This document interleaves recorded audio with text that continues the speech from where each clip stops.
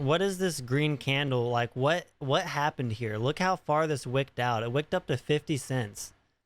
Volume 10.51 million. And it wicked to 50 cents and then boom. I have no idea what happened there. We'll talk about all that later in this video. So let's waste no more time and get right to it. Roll it.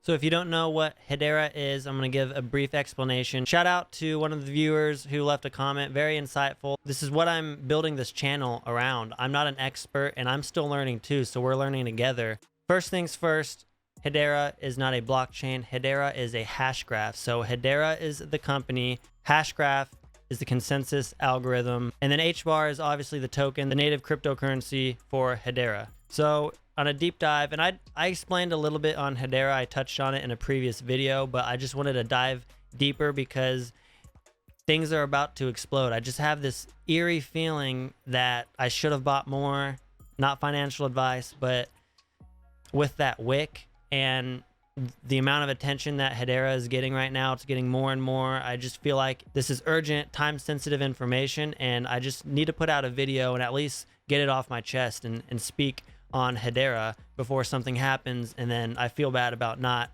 giving some alpha news about it. So you can see this chart, first generation Bitcoin, we have second generation Ethereum, and then third generation Hedera. And Hedera has actually been a project for years. Back in 2018, this has been in the upcoming. So we have the transactions per second, clearly Hedera with 10,000 compared to 12 Ethereum and 3 Bitcoin blows it out of proportion. The average fee, non-existent. We have 0.0001 cents. You know, you don't have to talk much more about that. Obviously, we have Cardano, we have Solana, we have these other blockchains and protocols and projects on the crypto ecosystem. We have so many other things that can compare their fees and their transaction speeds and the security. But at the end of the day, we're comparing apples to apples here. We have to dig deep and really scratch that surface layer and see, okay, who's using this? We want to look at people actually using it and what the future involves, what other companies are adopting the network and actually applying it to services, and just in general speaking, transaction confirmation, 10 to 60 minutes for Bitcoin, 10 to 20 seconds for Ethereum, and then 3 to 5 seconds, obviously, with finality, a lot quicker. And then energy consumption, it's just like the cost, it's incomparable. 0.00017 kilowatt per hour, and then Ethereum 102, Bitcoin 885. I'm not going to get into the cost of things because obviously we have carbon neutral power, we have hydroelectric dams. Bitcoin is pretty carbon neutral. I'm not an expert by any means, so I'm not going to speak on it, but it kind of has everything beat in all cases. And then obviously we have the governing council members. So not only do these companies govern Hedera, but they own them.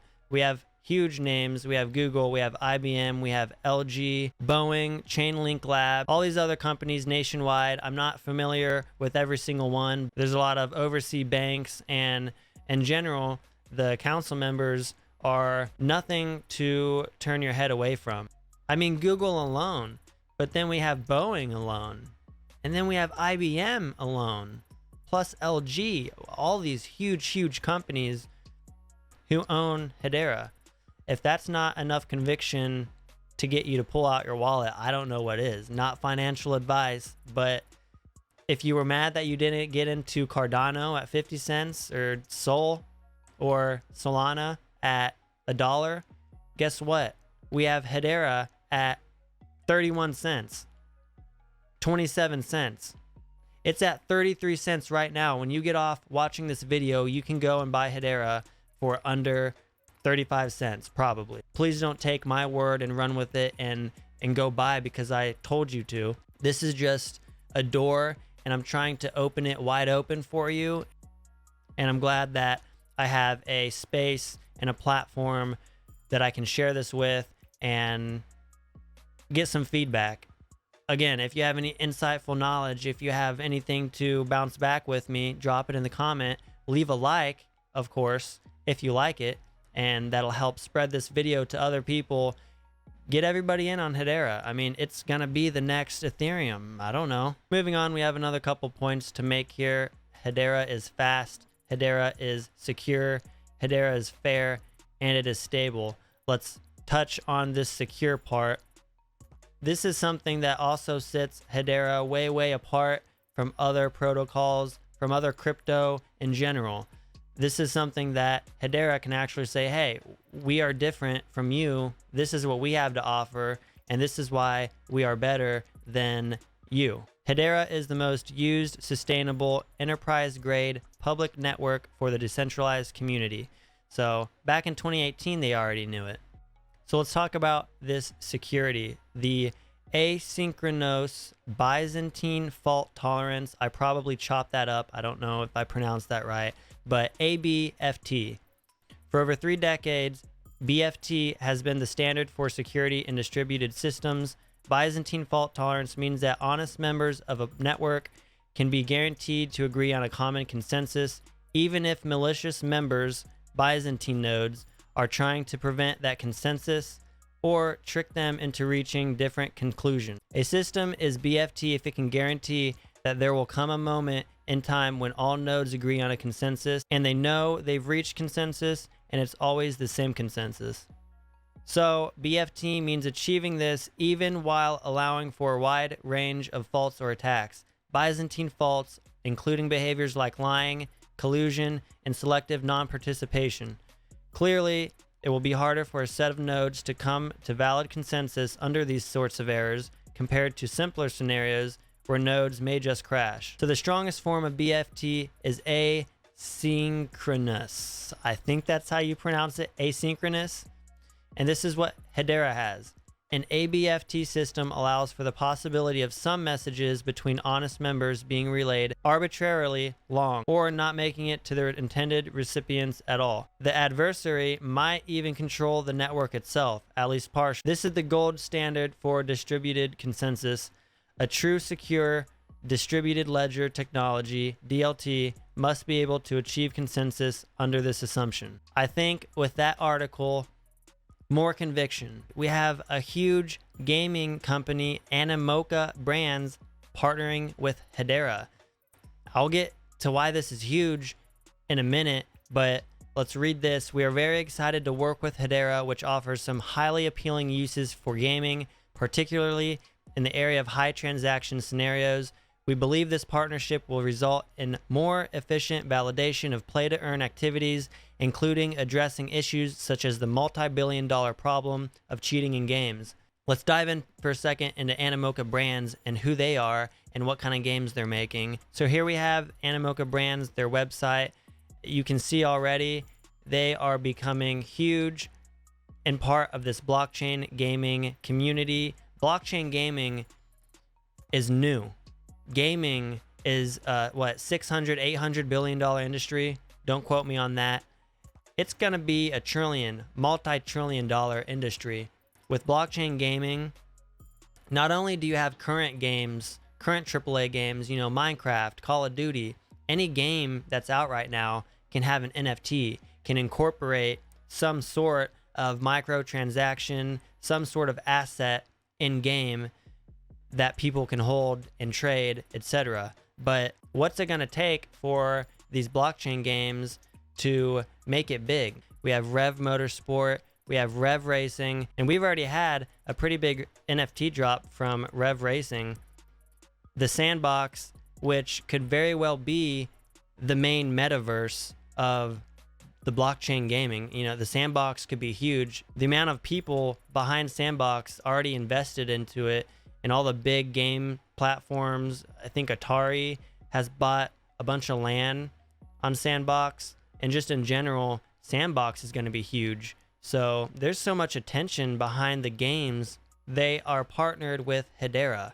Let me keep reiterating that. So gaming, they go on to explain the digital asset ownership, the rankings, the scoreboard, high stakes environments, the virtual currency, basically anything in a virtual game as far as assets, weapons, armor, skins, tradables. If it has an in-game economy, you know, everything virtual Hedera basically makes it run smooth without any security breaches and worrying about cheaters and hackers overall, which is a huge issue when it comes to gaming, and especially any kind of AAA game or something that has a lot of attention. You always see people trying to cheat or find a way around things. Hedera addresses this issue, and when we're talking about huge games that have millions and millions of dollars tied up in them with assets and NFTs, these non-fungible tokens, you need a lot of security. You need to be able to have a game with all that volume, with all that money, that doesn't have hackers and cheaters infiltrating it, because not only does that become a problem with the game, but that's a financial problem. You have people losing money over this. It's going to be a way, way bigger problem than just a hacker on CSGO. The transferring of tokens, 0.001 cents, the estimated fee, creating a non-fungible token, which we talked about in another video. Yes, NFTs are also here on Hedera, and they cost a whopping $1 to make. You can create a NFT for $1. That is amazing. And then we have this article, Eyes on HBAR. The Wallet team explores the ins and outs of building an HBAR wallet. The Wallet application was released on Android and iOS mobile operating systems in December 2020. So clearly this company can drive a lot of attention to Hedera as well. So yeah, I won't get too deep into this. I just wanted to mention that we do have many other companies starting to look at Hedera. People are waking up, just like Cardano, just like XRP, which we still have FUD going on, but again, that's regulatory FUD. Regulatory FUD is merely just the market. Things like the El Salvador news, the SEC, and XRP, that's regulatory FUD. That's these big whales, the elites, manipulating the market. So people like us constantly have this FOMO, these ups and downs, trying to make money, but the rich don't like you making money, and they're going to do everything they can to manipulate the market and make things seem one way when they're really the other way.